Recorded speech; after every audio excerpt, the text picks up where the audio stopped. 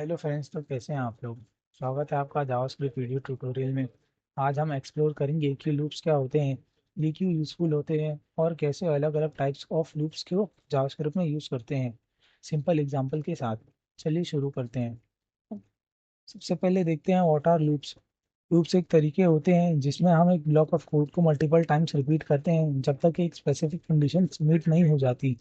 ये बहुत यूज़फुल होते हैं जब आपको अल्टरनेटिव रिपीटिव टास्क ऑटोमेट करनी हो। एग्जाम्पल के लिए सोचो आपको हेलो लिखना है 5 टाइम। मैं आपको इधर VS कोड में करके बताता हूँ।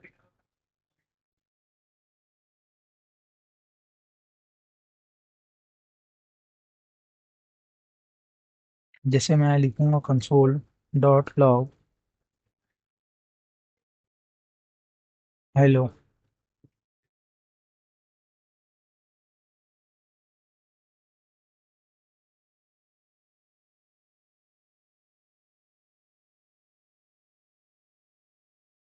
आप देख सकते हैं हेलो प्रिंट हो रहा है। अगर इसे 5 बार कराना हो तो मैं इसे इधर से कॉपी करूंगा और यहाँ पे मैं पेस्ट करते जाऊंगा, पेस्ट करते जाऊंगा, पेस्ट करते जाऊंगा, पेस्ट करते जाऊंगा और ये यहाँ पे प्रिंट भी होते रहेगा।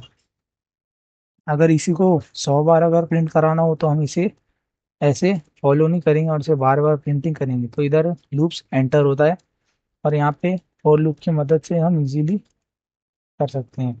जैसे यहाँ पे आप देख सकते हैं, इसे मैं कॉपी करता हूँ और यहाँ मैं लिखता हूँ।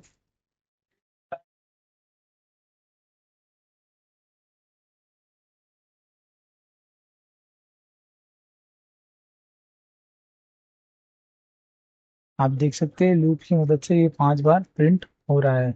इससे आपका कोड क्लीनर, शॉर्टर और इजीली मैनेजेबल हो जाता है। अब इसे मुझे अगर 15 बार भी कराना हो तो मैं यहाँ पे 15 बार करके कर सकता हूँ। आप देख सकते हैं 15 बार भी हेलो प्रिंट कर रहे हैं। मैं बार बार कंसोल डॉट लॉग हेलो लिखने की जरूरत नहीं पड़ी। अब चलिए देखते हैं कि लूप काम कैसे करता है।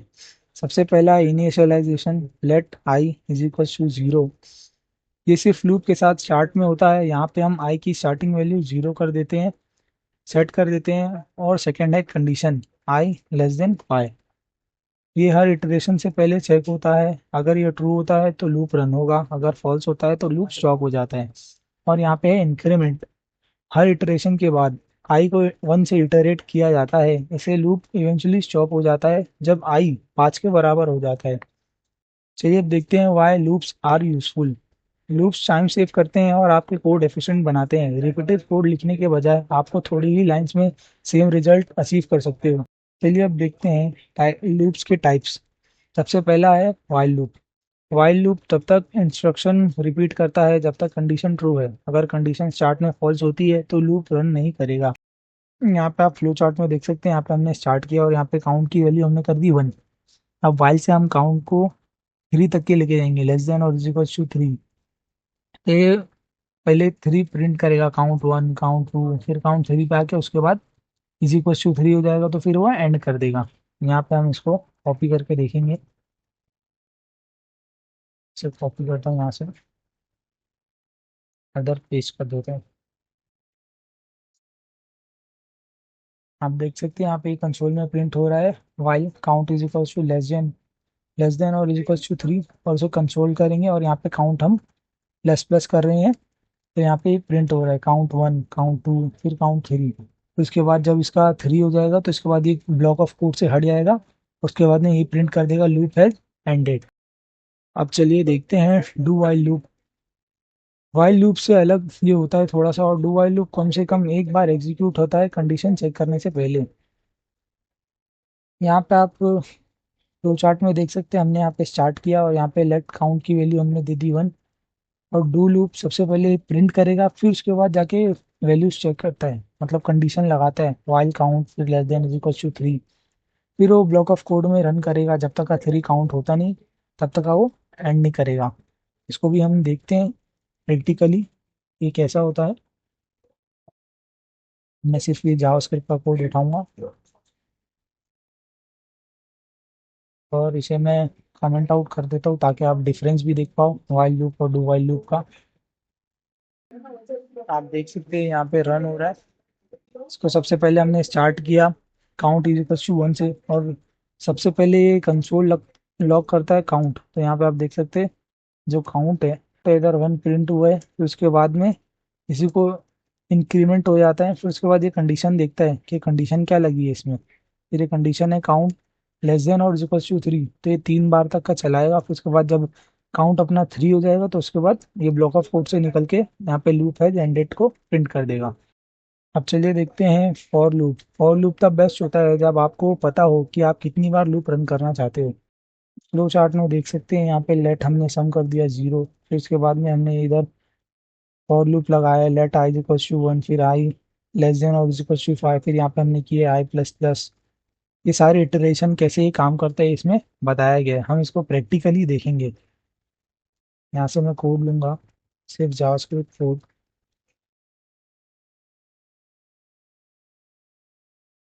और उसे मैं यहाँ पेस्ट कर दूंगा।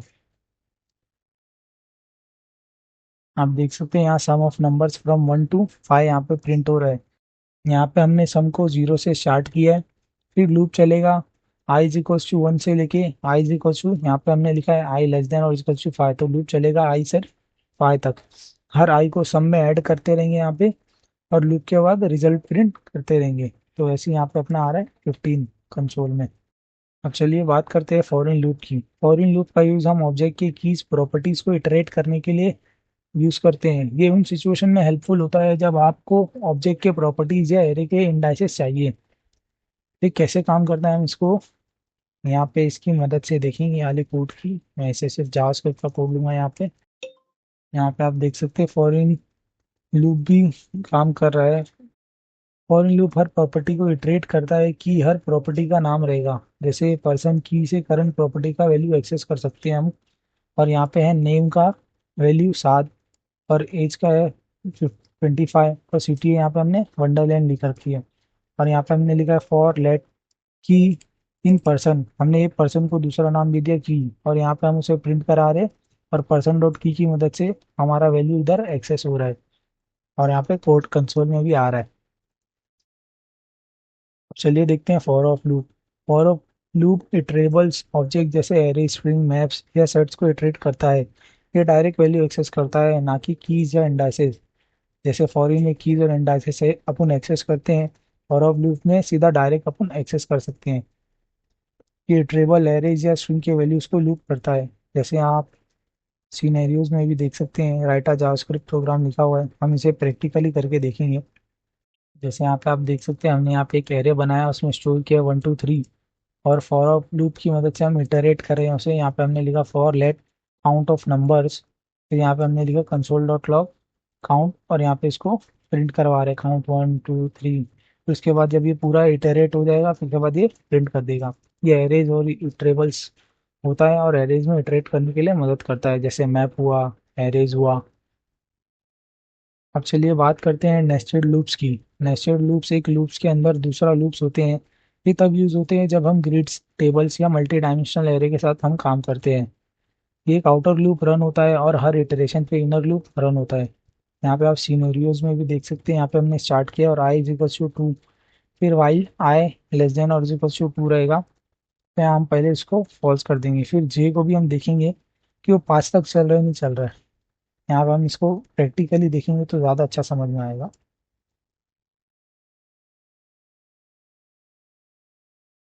यहाँ से मैं कॉपी करता हूँ और इधर मैं इधर पेस्ट करता हूँ। यहाँ पे आप देख सकते हैं हम 2 का टेबल इधर प्रिंट करवा रहे हैं आई और जे को मल्टीप्लाई करके, और रिजल्ट यहाँ पे हम कंसोल करा रहे हैं टैब की मदद से। और ये जब अपनी इटरेशन होगा तो उसके बाद कंसोल डॉट लॉग से हर एक इनर लूप से नेक्स्ट लाइन में मूव हो जाएगा। जैसे यहाँ पे आप देख सकते हो 2, उसके बाद 4 6 8। ये मल्टी डायमेंशनल एरेज में बहुत ज़्यादा काम आता है। तो हमने आज देखा लूप्स एक तरीके के शॉर्टकट्स होते हैं जो हमें टास्क रिपीट करने में मदद करते हैं बिना सेम कोड बार बार लिखने के। चाहे आप नंबर्स काउंट कर रहे हो, ऑब्जेक्ट प्रॉपर्टीज एक्सेस कर रहे हो, या एरेज को लूप्स कर रहे हो, लूप से आपका कोड क्लीन और इजी टू मैनेज होता है। अगर आपको कुछ जानना हो तो कमेंट में पूछिए। Keep smiling and happy coding. Thank you.